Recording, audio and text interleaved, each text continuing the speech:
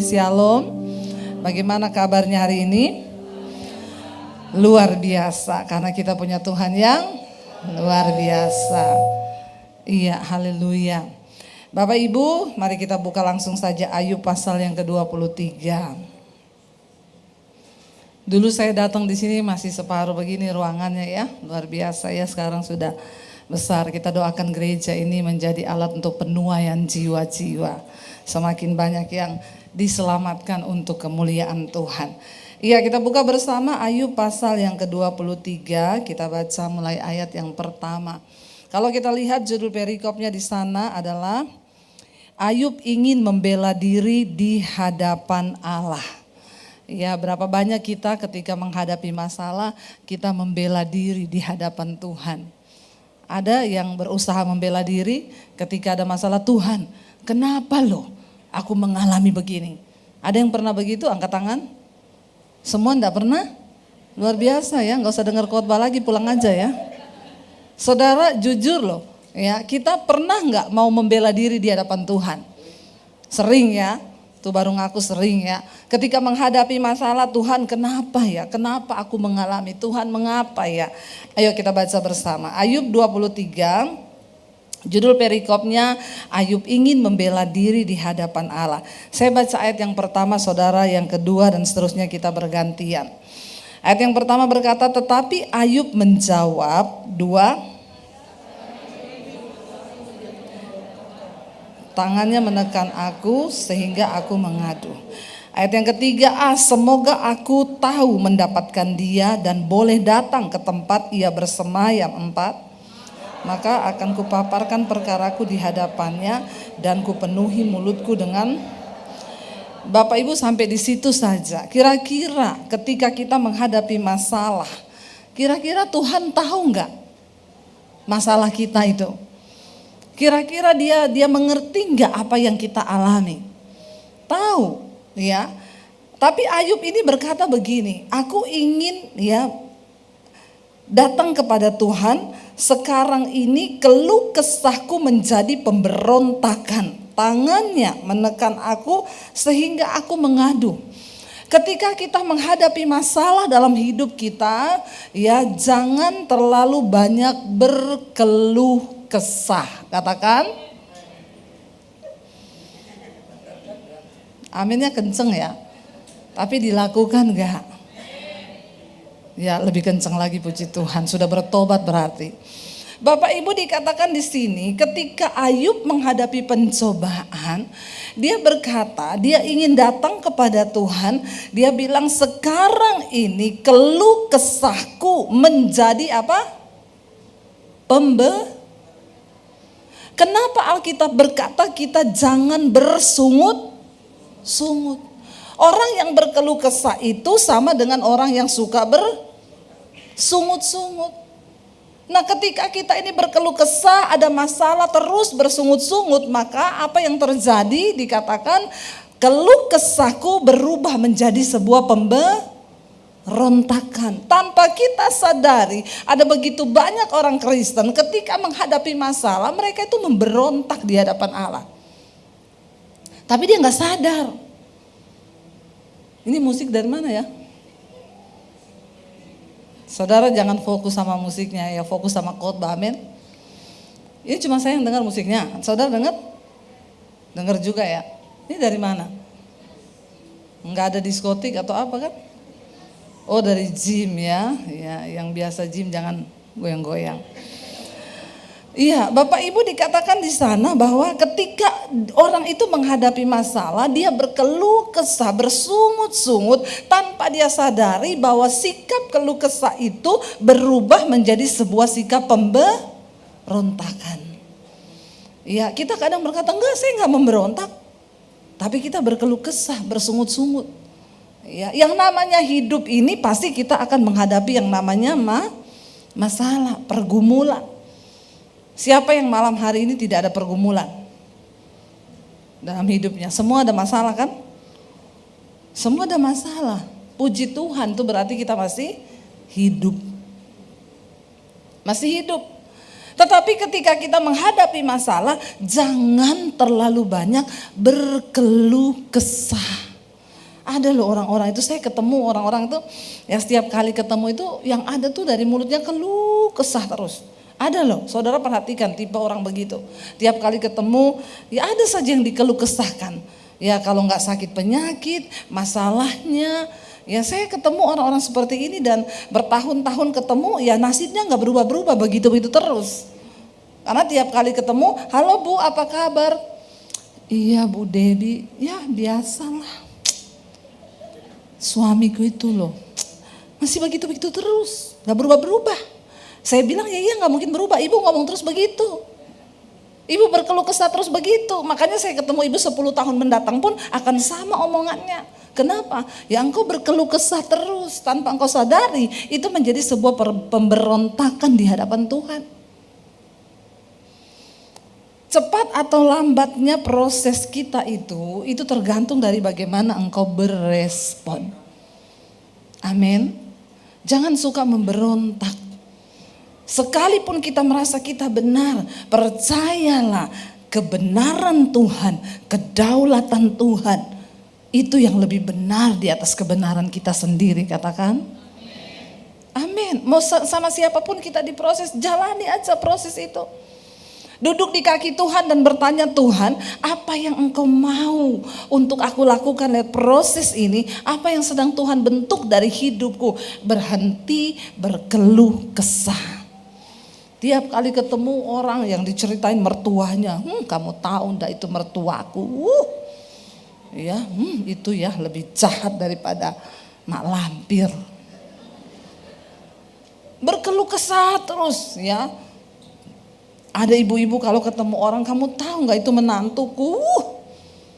Saudara, ya mari kita belajar menjadi orang yang jalani proses. Kalau perlu orang datang nanya, gimana mertuamu? Biasa aja, ya jalani semua dengan ucapan syukur. Amin. Hari-hari ini kita harus lebih banyak mengeluarkan energi positif. Biar awet muda kayak saya. Masalah buat lo. Kayaknya kok saya bilang gitu semua langsung ketawa ya, kayaknya mengejek gitu ya. Tapi nggak apa-apa. Iya Bapak Ibu, kenapa dunia ini penuh dengan energi negatif. Kita ketemu orang, anak saya itu tiba-tiba ngomong ke saya berapa waktu yang lalu, Mam, jangan marah loh. Saya tanya, kenapa? Mami ngomong dulu jangan marah.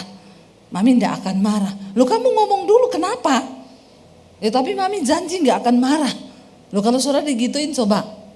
Terus saya bilang, ya kamu ngomong dulu tergantung masalahnya apa. Kalau bikin Mami marah ya Mami marah. Mami gak mau janji gak marah. Ya tapi Mami janji dulu gak marah. Saya bilang ya gak bisa, Mami gak mau janji. Kamu ngomong dulu apa? Dia bilang aku mendaftar jadi barista di Starbucks.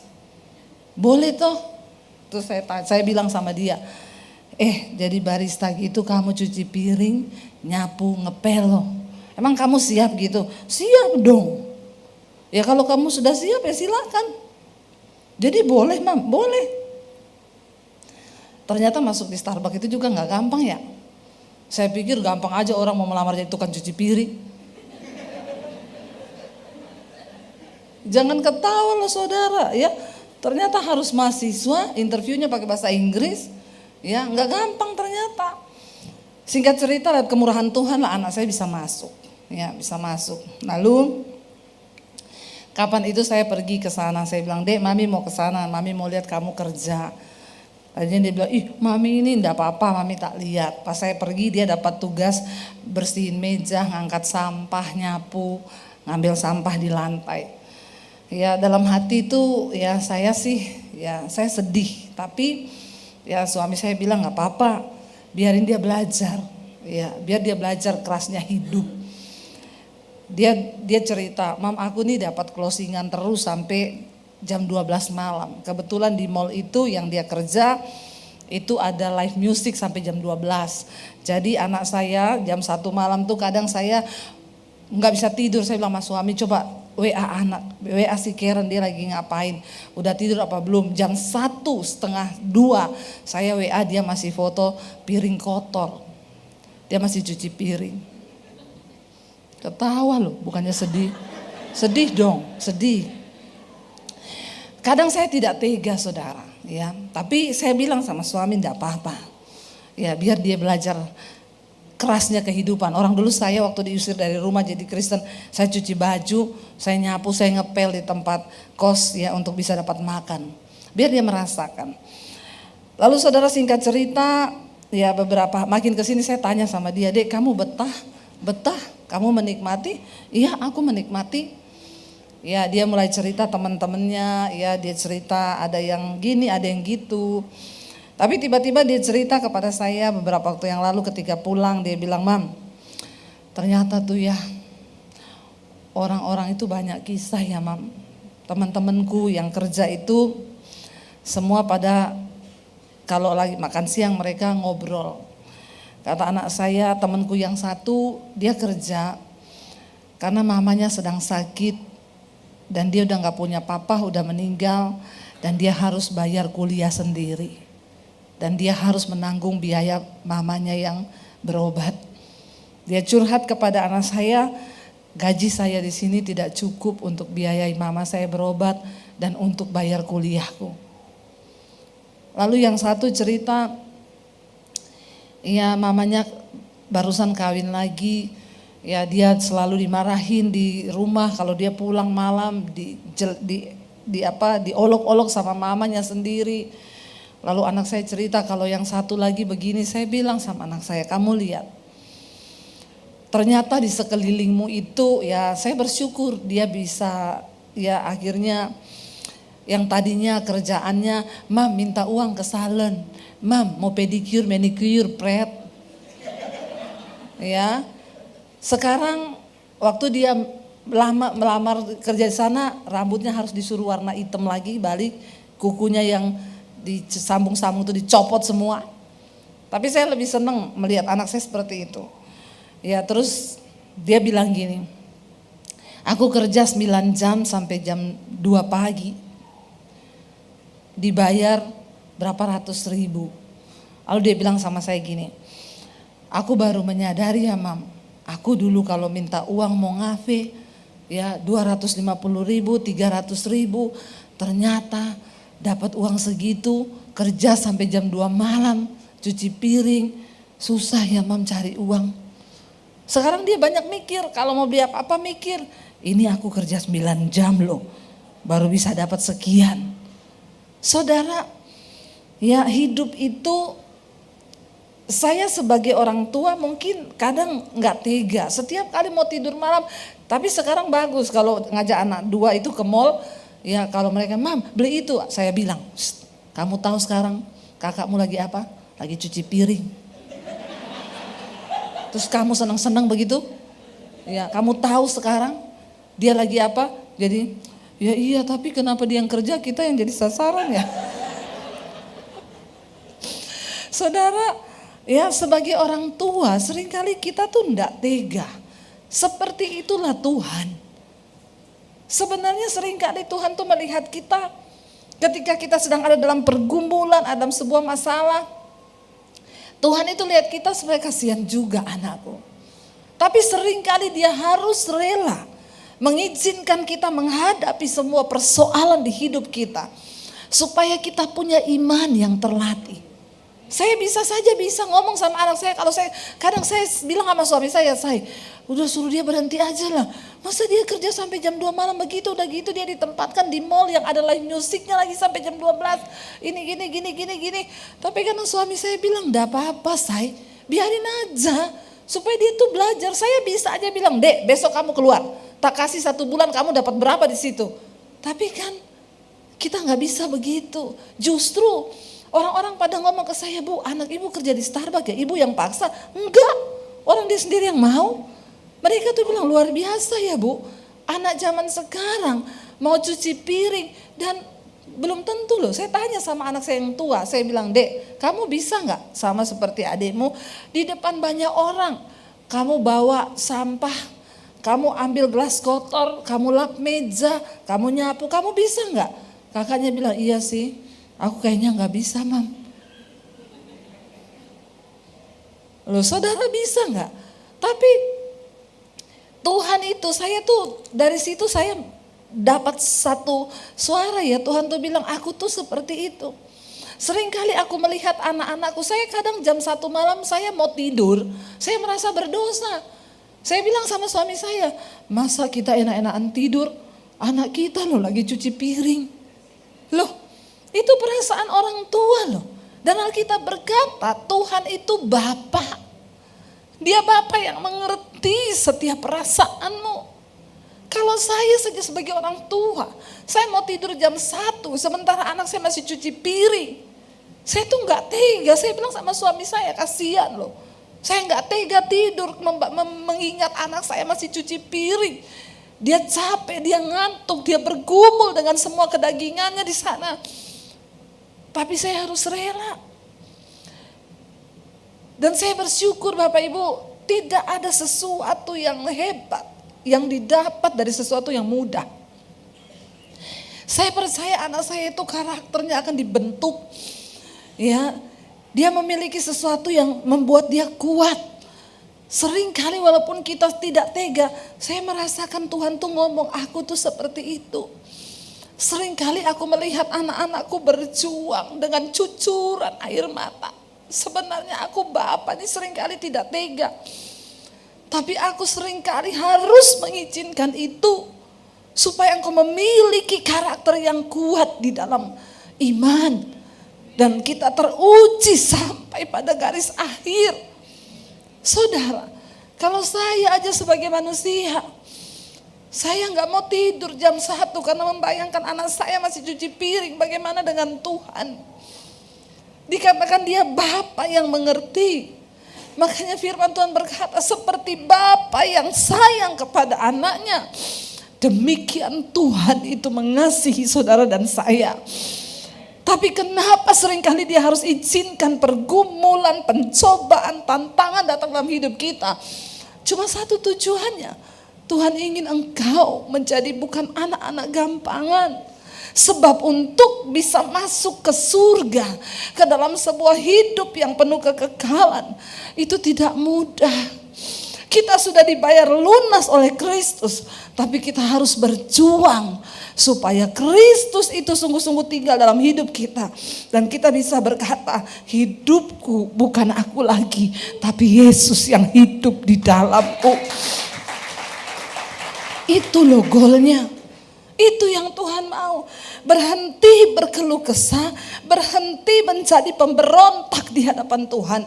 Apapun persoalan yang sedang engkau hadapi hari ini, bilang Tuhan, bentuk aku Tuhan. Aku tahu mungkin hari ini juga Tuhan tidak tega melihat aku bercucuran air mata.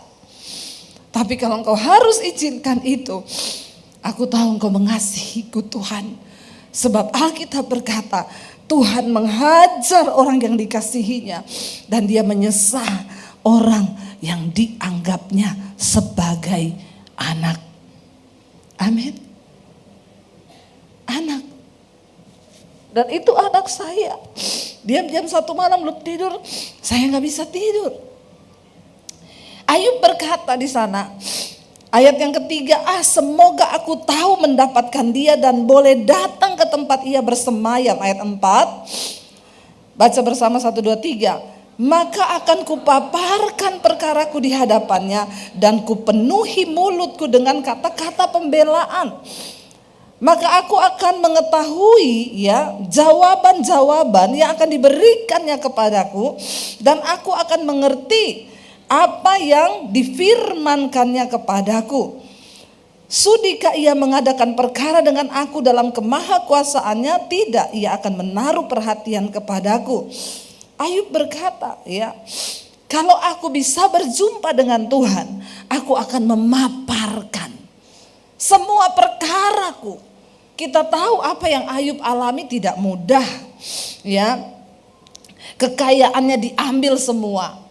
Saya tanya saudara, Alkitab berkata Ayub itu orang yang sangat kaya. Sangat kaya. Lalu dia harus diizinkan untuk membuktikan kemurnian imannya. Semua kekayaannya diambil. Apa yang paling ditakuti oleh orang kaya? Apa yang paling ditakuti orang kaya? Menjadi miskin. Amin. Ya, menjadi miskin. Orang kaya paling takut jadi miskin. Makanya jadi orang enggak usah kaya-kaya banget. Amin. Lebih enak hidup ini. Sebenarnya kaya itu bukan dosa. Yang jadi masalah kalau orang kaya nanti lifestyle-nya berubah. Dia menikmati semua yang baik. Lalu ketika dia harus mengalami yang buruk, itu biasanya dia gak bisa terima. Tuhan sangat mengasihi Ayub. Tuhan sangat mengasihi Ayub. Di dalam segala kekayaannya Tuhan mungkin tahu. Kan Tuhan yang paling tahu. Tuhan mungkin melihat Ayub ini hatinya sudah mulai terikat kepada kekayaannya. Itu Tuhan yang tahu. Makanya akhirnya diizinkan semua kekayaannya diambil. Coba Bapak Ibu, kalau kita renungkan sekarang. Saya gak usah tanya berapa kekayaan saudara. Ya, gak usah saya tanya. Hari ini, kalau apa yang ada padamu diambil Tuhan, masihkah engkau mau memuji, menyembah, dan berkata Tuhan baik? Saya seringkali berpikir begitu loh. Saya seringkali menguji diri saya, Tuhan, kalau semua yang ada pada saya hari ini tuh diambil seperti Ayub, ya, apakah aku ini masih mengasihimu, masih melayanimu dengan setulus hati? Itu harus menjadi pertanyaan bagi kita semua. Kalau semua yang ada pada kita diambil, ya, kita tuh sering kali dengar khotbah orang kaya yang, ya, di Alkitab, orang kaya yang bodoh, anak muda yang kaya, dia datang kepada Yesus bertanya, Tuhan, apa yang harus aku lakukan supaya aku masuk surga? Tuhan bilang, kasihi Tuhan Allahmu dengan segenap hatimu, kasih ayahmu, ibumu, kasih gini. Saya sudah melakukan semua itu. Apalagi Tuhan? Lalu Yesus berkata, kalau engkau ingin memperoleh kerajaan Allah, pulang, jual seluruh hartamu, lalu berikan itu kepada orang miskin dan ikut aku. Tapi dengan sangat menyesal orang itu pulang. Alkitab berkata karena apa? Karena hartanya banyak. Kita gak usah bicara orang yang hartanya banyak. Saudara hari ini yang cuma punya motor 1. Lalu saudara dengar suara Tuhan, pulang, jual motormu. Lalu kasih orang. Pasti saudara tengking, dalam nama Yesus, setan, jangan bicara setan. Langsung itu pasti auto tengking, dalam nama Yesus, setan bicara. Iya apa iya? Iya kan? Gak usah bicara, kadang orang Kristen itu sok kalau ngomong, itu loh cerita tentang orang kaya, akhirnya Yesus menyuruh karena hartanya banyak. Gak usah bilang yang hartanya banyak, yang cuma punya motor 1. Disuruh pulang, jual motormu, kasih sama orang. Halo? Amin apa ini? Ya, berat saudara, berat ya. Nah kita ini harus mengukur iman kita, saudara. Nilai engkau mengasihi uang itu hati-hati ya. Yesus satu-satunya mensejajarkan dirinya itu dengan mamon. Dia bilang engkau tidak bisa mengabdi pada Allah dan pada mamon. Karena kalau engkau mengabdi pada mencintai salah satunya, engkau akan membenci yang salah satunya. Untuk bisa menjaga kasihmu kepada Tuhan, makanya engkau tuh harus banyak-banyak menabur. Langsung ditengking, dalam nama Yesus. Biasa aja mukanya. Bilang amin dong. Aminnya pakai emosi. Begitu dengar menabur gak ada yang langsung amin. Dengar baik Bapak Ibu, ngeri loh, ngeri. Ya, kalau hati kita sedikit saja melenceng, itu ngeri tanpa kita sadari. Kenapa Yesus mensejajarkan dirinya dengan mamon? Karena hati-hati. Saudara kalau mau menilai cintamu kepada Tuhan, itu masih benar atau tidak, maka bilang Tuhan, beri aku kepekaan untuk aku belajar menabur. Amin. terutama soal harta. Ke depan ini kita akan mengalami banyak hal-hal yang sulit ya, karena bukan prediksi ekonomi, bukan. Alkitab berkata di akhir zaman akan datang masa yang sukar. Ya, dan bagaimana untuk kita ini mengalami pemeliharaan Tuhan? Saudara harus banyak menabur. Kurang percaya. Ampunilah mereka yang kurang percaya ini Bapa. Ya, ini hati-hati loh saudara, orang pelit gak masuk surga loh ya, orang pelit. Bener. Kalau engkau punya tahap menabur itu lebih besar daripada kepentingan dirimu, itu berarti engkau masih mengasihi Tuhan. Ya, contoh ya, saudara berani beli tas 500 juta, maka takaran taburanmu harus 1 M. Tengking lagi dalam nama Yesus. Maaf loh ya, banyak orang tuh gaya di luar pakai brand, pakai yang mahal-mahal. Sorry, Tuhan tidak menilai hidupmu, nilaimu dari apa yang kau pakai, tapi dari jumlah taburan ketika Tuhan itu menggerakkan engkau. Saya ini mau bersaksi. Kenapa ini beloknya ke menabur ya? Saya tuh tidak bermaksud mau khotbah soal menabur loh malam ini. Tapi Tuhan tahu mungkin banyak yang pelit di sini. Makanya harus dikhotbahi. Loh bener loh saudara, saya tuh nggak pernah ini, saya ikuti aja apa yang Tuhan mau. Alurnya mau kemana dia bawa ya sudah, berarti itu maunya Roh Kudus. Amin. Ya, bertobat ya, bilang kanan kirimu, bertobat pelit. Ya. Saudara percaya yang punya dunia ini Tuhan? Saudara percaya yang punya uang ini Tuhan? Kalau dia yang pegang kendali kan, bagi dia memberkati kita itu mudah nggak? Mudah, tapi dia mencari orang yang bisa dijadikan bendahara. Saya berdoa saudara bukan hanya menjadi orang yang diberkati Tuhan, tapi saudara menjadi bendahara-bendaharanya Tuhan.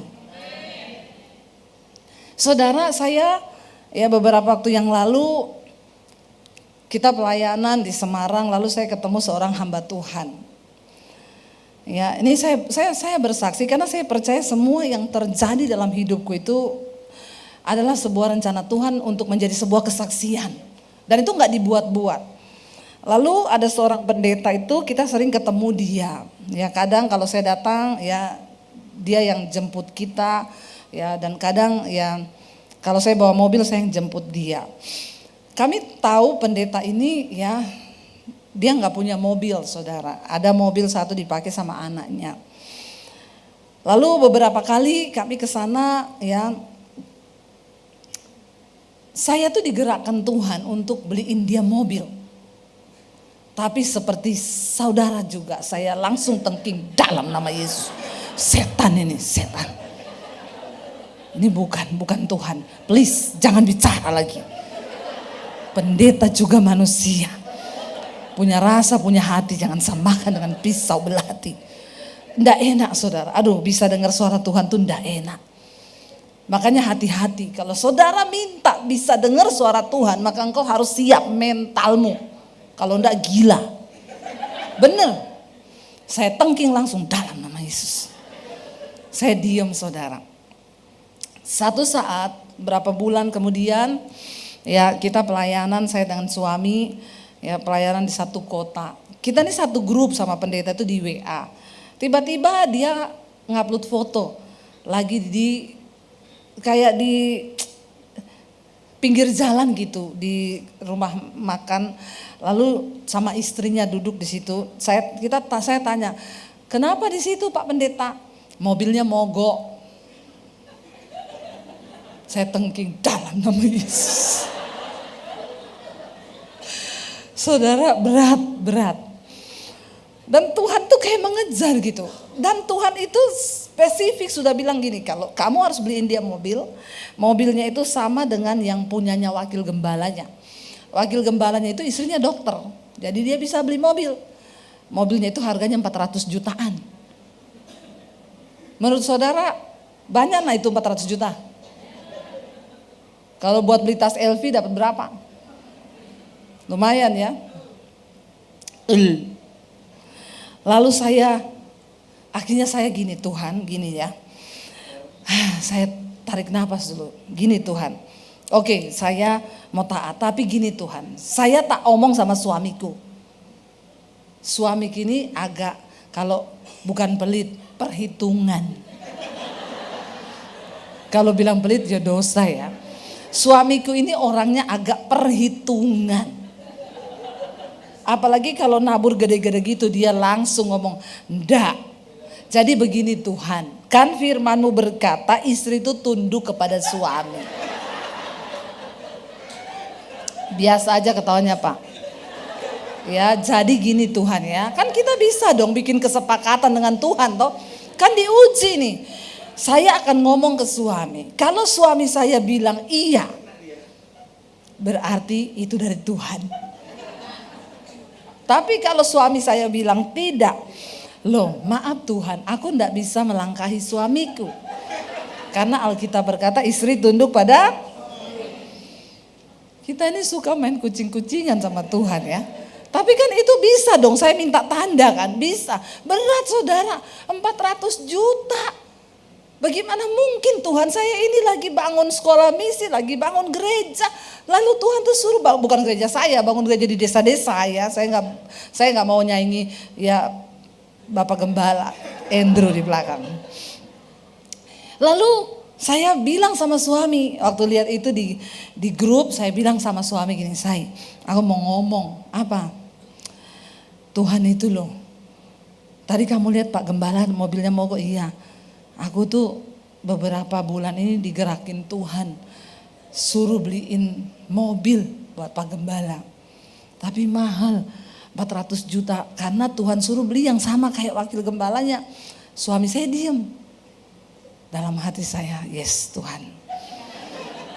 Dia ngomong, apa ya Tuhan? Tiba-tiba dia diam, terus saya bilang, terus menurutmu gimana? Dia jawab sama saya, aku sudah dari bulan Januari disuruh Tuhan. Ketawa kan? Ternyata Tuhan tuh sudah lebih dulu bicara sama dia. Tapi karena dia tuli, dia pura-pura enggak mau denger. Dari bulan Januari loh saudara. Ya. Dan saya bilang ya ampun Tuhan, jadi iya aku udah dari bulan Januari suara itu tapi tak tengking terus.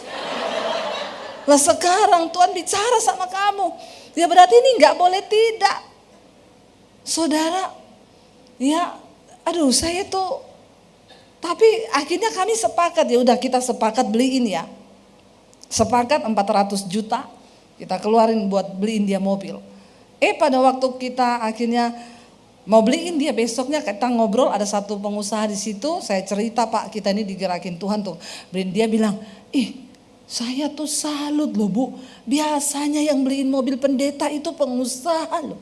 Baru kali ini ada pendeta beliin mobil pendeta loh. Loh, kalau Tuhan yang suruh. Maaf ya, yang pengusaha harusnya malu mendengar kesaksian saya ini. Maaf, malulah kau, malu. Loh benar saudara. Akhirnya saya bilang, dia bilang, beneran Bu, saya kaget loh. Saya baru kali ini dengar ada pendeta mau beliin pendeta mobil. Saya bilang, Pak, saya enggak sekaya Bapak loh. Tapi Tuhan suruh saya dan saya mau jadi bendaharanya Tuhan. Akhirnya dia bilang, ya udah Bu, kita paruan aja ya. Tapi kan Tuhan itu melihat sikap hati kan. Ketika saya oke, kita sepakat 425 juta kita keluar buat beli mobil itu. Tuhan kirim orang lain, Tuhan bilang aku cuma mau lihat hatimu. Kamu gak usah keluarin 425 juta nih, tak kirim orang, separuhan. Aduh saudara, ya makin kesini tuh saya melihat kok taburannya itu makin Tuhan minta tuh gede gitu loh. Tapi saya belajar. Saya sadari hidup ini apa sih arti hidup kita. Saudara lihat Ayub berkata begini, kita langsung lanjut aja ya. Sebelum waktunya habis. Ayat 10 berkata di sana, kita lihat bersama. Ayat yang ke-10 Ayub 23 firman Tuhan berkata di sana apa? Karena Ia tahu jalan hidupku. Seandainya ia menguji aku akan timbul seperti emas. Katakan amin. Pastikan engkau tahu bahwa Tuhan tuh tahu jalan hidupmu.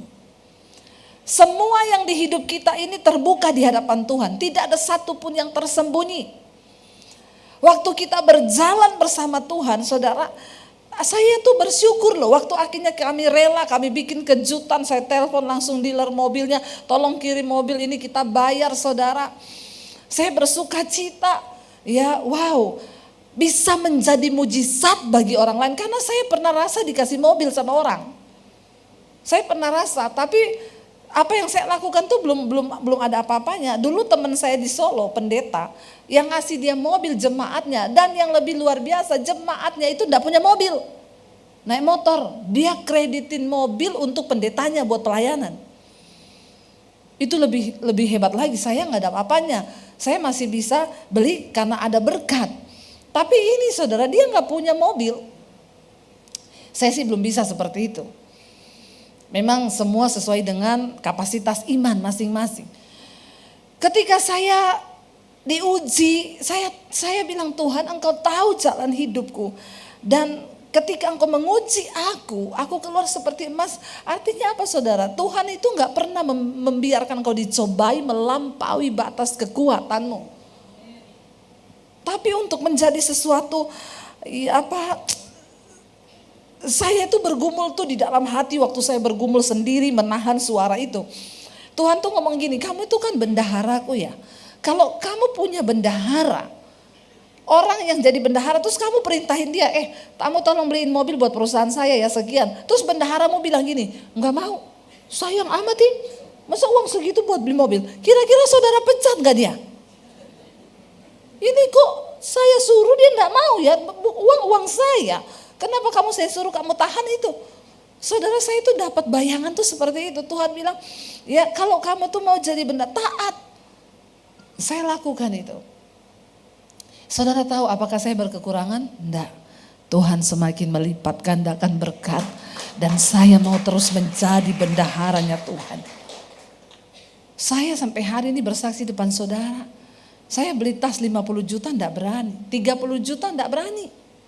Enggak berani. Kalaupun saya pakai yang mahal tuh karena dikasih orang. Tapi buat saya beli begitu, saya enggak berani. Karena saya pikir uang segitu berarti buat bangun satu pastori di desa, itu sudah jadi. Tapi ukur cintamu kepada Tuhan itu sejauh mana. Dan satu-satunya membuktikan cinta kita kepada Tuhan itu adalah bagaimana engkau bersikap terhadap mamon. Mungkin Tuhan tahu Ayub ini dia kaya, dia diberkati punya ternak banyak. Dalam waktu semalam habis semua kekayaannya. Dia mengalami kebakaran, ternaknya habis, hartanya habis. Dia tinggal sebatang kara, bahkan anak-anaknya mati. Tapi apa yang Ayub bilang? Dia bilang, terpujilah Tuhan, engkau yang memberi, engkau yang mengambil. Sampai di titik ini Ayub masih bisa menang. Karena ternyata harta tidak masuk dalam hatinya. Tapi ketika akhirnya dia dicobai dengan tubuh sakit penyakit. Di situ dia tidak tahan, saudara. Dia mulai membuat pembelaan di hadapan Tuhan. Dia mulai berkeluh kesah. Kalau saudara baca di pasal-pasal, ada Ayub pun menyalahkan Tuhan. Ya, bahkan di Ayub 35, coba kita lihat bersama Ayub 35 di sana, ya. Ayub itu bersungut-sungut. Lalu sahabatnya Elihu, di sana dikatakan ayat yang pertama Ayub 35, maka berkatalah Elihu, ya, inikah yang kau anggap adil dan yang kau sebut kebenaranku di hadapan Allah. Dia menegur Ayub. Kalau engkau bertanya apakah gunanya bagiku, apakah kelebihanku bila aku berdosa, akulah yang akan memberi jawab kepadamu dan kepada sahabat-sahabatmu yang bersama-sama dengan engkau. Arahkanlah pandanganmu ke langit dan lihatlah, perhatikanlah awan-awan yang lebih tinggi daripadamu. Jika engkau berbuat dosa, apa yang akan kau lakukan terhadap Tuhan, terhadap Dia? Kalau pelanggaranmu banyak, apa yang kau buat terhadap Dia? Ayub sempat berkata, sia-sia aku menjaga hidupku dalam kekudusan. Sia-sia aku ini bayar perpuluhan, aku bayar buah sulung, aku ini bayar gaji buruh tidak pernah terlambat, aku tidak bersinah, aku tidak meniduri pegawaiku. Ayub bilang, aku mempersembahkan korban tempat waktunya, korban sembelihan, korban bakaran, tidak ada satu pun yang kulewatkan. Tapi apa yang Tuhan buat kepadaku? Aku mengalami pencobaan yang begitu berat. Lalu Elihu datang dan Tuhan berbicara lewat Elihu kepada Ayub. Dia bilang, kalau engkau berkata, ya apa gunanya, apa kelebihan? Kalau aku ini hidup dalam dosa, mending aku berbuat dosa aja. Toh aku juga mengalami sama dengan apa yang orang fasik alami. Untuk apa aku berbuat benar? Untuk apa aku hidup dalam kekudusan? Kalau aku mengalami pencobaan yang sama dengan orang dunia. Sering kali kita pun berkata begitu. Tuhan, itu orang hidupnya berdosa loh. Dia gak kenal Tuhan. Tapi kenapa pergumulanku lebih berat dari dia? Rasanya hidupnya dia tuh lebih enak daripada saya. Aku yang menjaga hidup kudus. Aku yang melakukan ini dan itu. Tapi apa yang Tuhan buat? Itu pun yang Ayub lontarkan. Dan Elihu berkata, kalau engkau berbuat dosa, ya apa yang engkau lakukan terhadap Tuhan? Tuhan tetap Tuhan. Kalau pelanggaranmu banyak, apa yang dapat kau buat terhadap Dia? Jikalau engkau benar, apa yang kau berikan kepada Dia? Ya, apa yang telah diterimanya daripadamu? Elihu bilang, kalau engkau berbuat dosa, Tuhan tidak berubah karena dosamu. Dia tetap mulia, Dia tetap Tuhan. Sebaliknya kalau engkau berbuat baik, emang apa yang sudah kau berikan buat Tuhan? Alkitab berkata kebaikan manusia itu seperti kain kermisi. Semuanya merah, semuanya kesumbah di hadapan Allah. Jadi engkau hidup benar atau engkau hidup berdosa, tidak ada untungnya bagi Tuhan. Amin. Sebaliknya apa saudara? Ya. Ayat 8 di sana dikatakan, hanya orang seperti engkau yang dirugikan oleh kefasikanmu dan hanya anak manusia yang diuntungkan oleh kebenaranmu. Kalau engkau memilih hidup dalam dosa, Tuhan tidak rugi, engkau sendirilah yang rugi karena perbuatan dosamu di dunia ini. Sebaliknya, kalau engkau hidup benar, engkau beramal, anak manusia yang untung, bukan Tuhan yang untung.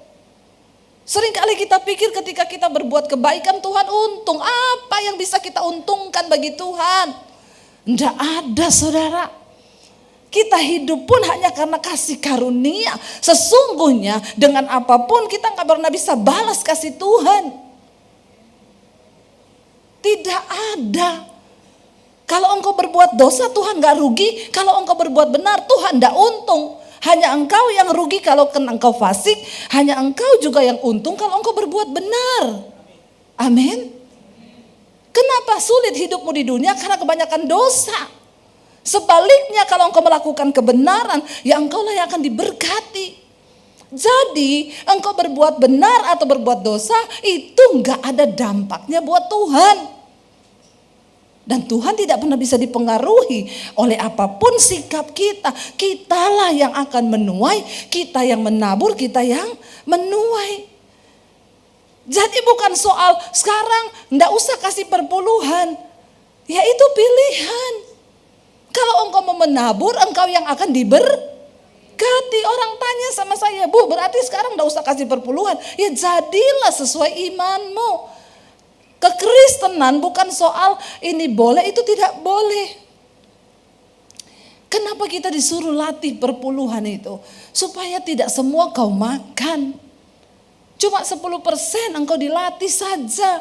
Mengembalikan yang menjadi miliknya Tuhan. Tapi kalau engkau kasih 20 ya puji Tuhan, haleluya. 50 ya jadilah sesuai imanmu. Jadi bukan soal boleh atau tidak. Jangan saudara pikir ketika engkau kasih perpuluhan, ya yang untung siapa? Saudara, Tuhan melihat hatimu. Kalau engkau rajin berbuat kebaikan, engkaulah yang akan menuai. Kalau engkau berbuat dosa, engkau juga yang akan menuai. Hidupmu sulit di dunia ini. Jadi itu tidak ada hubungannya dengan Tuhan. Engkau berbuat baik, bukan Tuhan untung. Engkau berbuat dosa, bukan Tuhan rugi. Mari kita mengerti maksud Tuhan di dalam setiap persoalan di hidup kita. Ya, biarlah kita juga mau berkata seperti Ayub berkata. Kita mau bilang di hadapan Tuhan seperti Ayub bilang, Engkau tahu jalan hidupku. Dan kalau Engkau menguji aku pasti akan keluar seperti emas yang dimurnikan. Emas dimurnikan tuh ndak enak.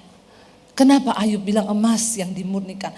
Emas itu kalau dimurnikan dia dimasukin dalam dapur api.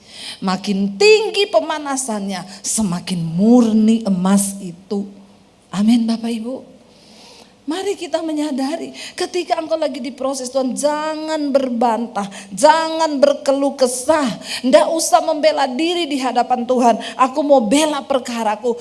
Bagaimana kebenaran kita di hadapan Tuhan? Tuh kita ini nggak ada yang benar. Tuhanlah yang benar. Kalau kita diuji hari ini, itu pasti karena Tuhan punya rencana atas hidup kita. Tidak ada satupun orang yang bisa masuk dalam kerajaan sorga tanpa melalui ujian dan tempaan. Tapi ingat, seperti saya melihat anak saya, demikianlah mata Tuhan melihat engkau. Allah menguji orang benar. Dan Tuhan tidak meninggalkan dia, kata firman Tuhan. Sampai akhirnya golnya Ayub, apa tujuan Tuhan dari semua ujian yang dia alami? Tuhan kembalikan berlipat kali ganda, hartanya dikembalikan berlipat kali ganda, anak-anaknya dikembalikan, dia melahirkan anak-anak yang lebih cakep daripada yang sebelumnya. Sampai Ayub berkata begini, dulu cuma dari kata orang aku mendengar tentang Tuhan. Tapi sekarang mataku sendiri yang melihat Tuhan berperkara atas hidupku. Jadi sesungguhnya selama ini Ayub diberkati.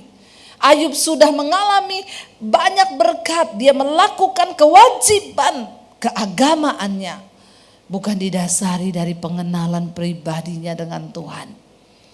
Makanya Tuhan harus mengizinkan dia mengalami pemurnian supaya dia mengalami Tuhan secara pribadi. Bapak Ibu, milikilah pengalaman pribadi bersama dengan Tuhan.